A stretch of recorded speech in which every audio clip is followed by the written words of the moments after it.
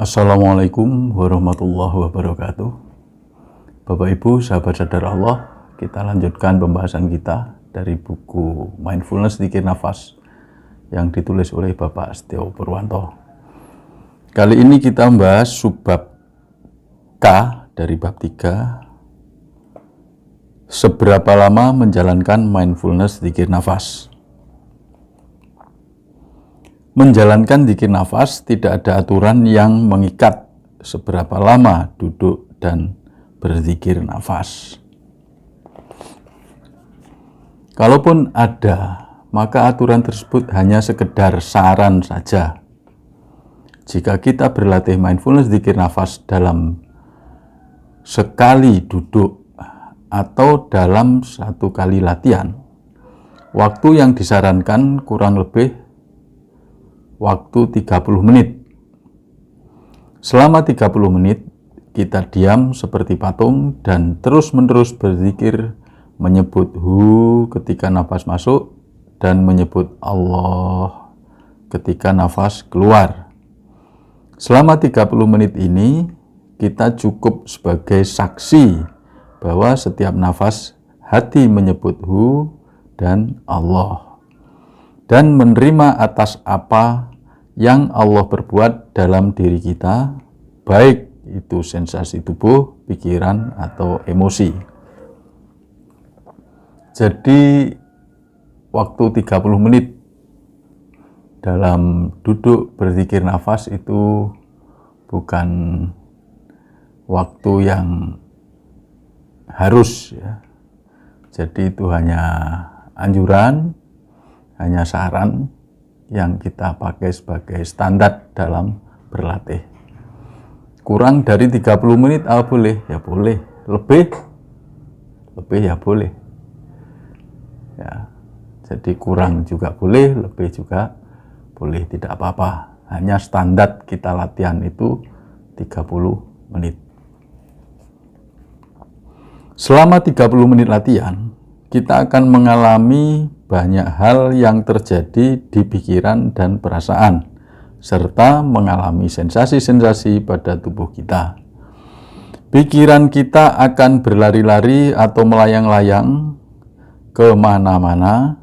Perasaan kita akan bergejolak naik turun atau mengalami ketenangan. Secara fisik, kulit akan terasa seperti ada binatang kecil yang berjalan merayap, muncul rasa gatal, atau keadaan lain yang sejenis. Biasanya, setelah kita mampu melewati berbagai sensasi tersebut, pada tahap selanjutnya kita akan merasakan ketenangan.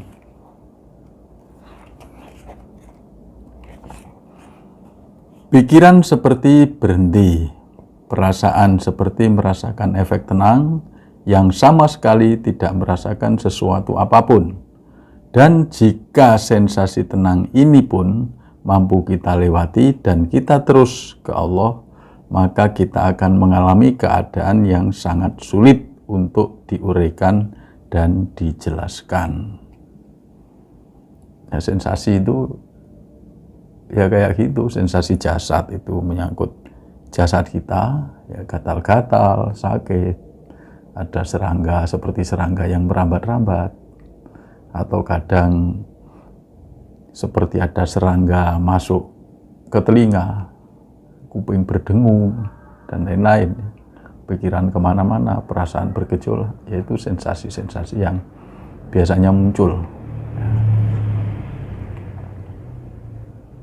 Tapi sensasi-sensasi itu juga kita harus bisa melewati.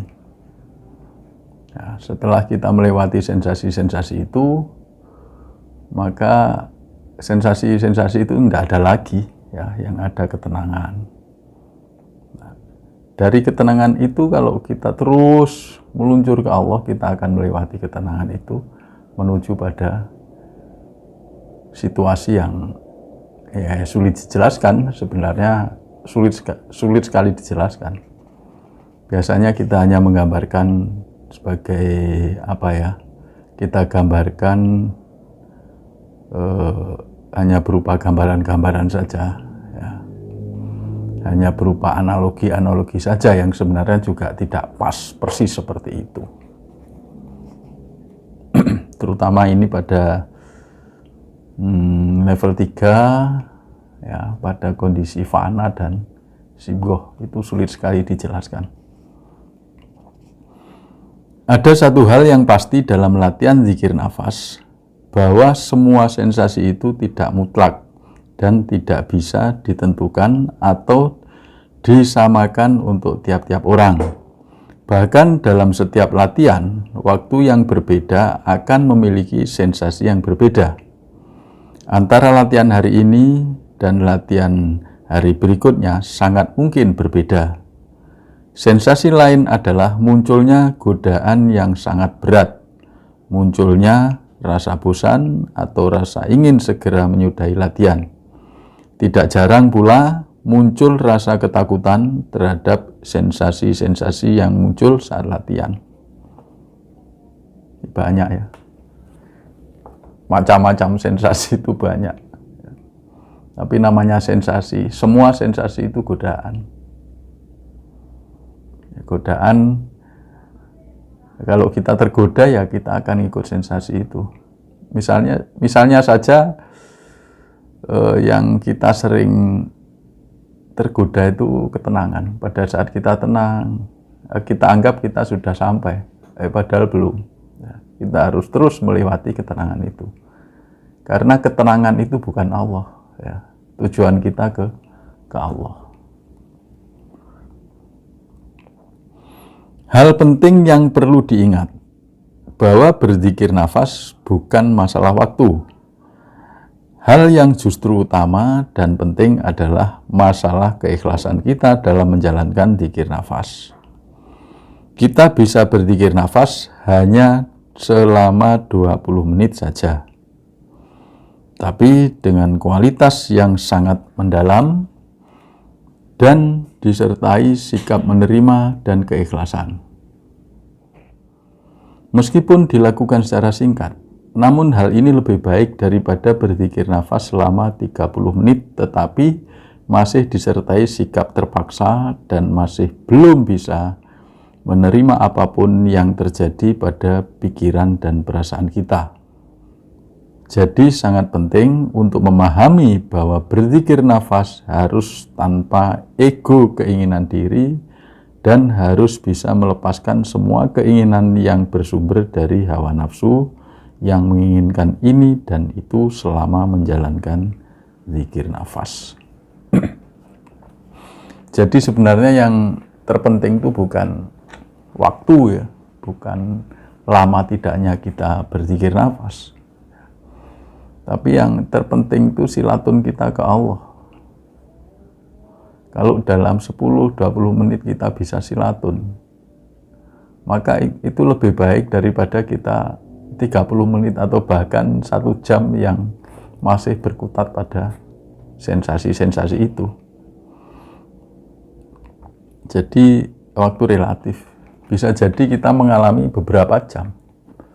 Ketika kita sudah mencapai tingkat kesadaran yang lebih tinggi, itu waktu nggak terasa.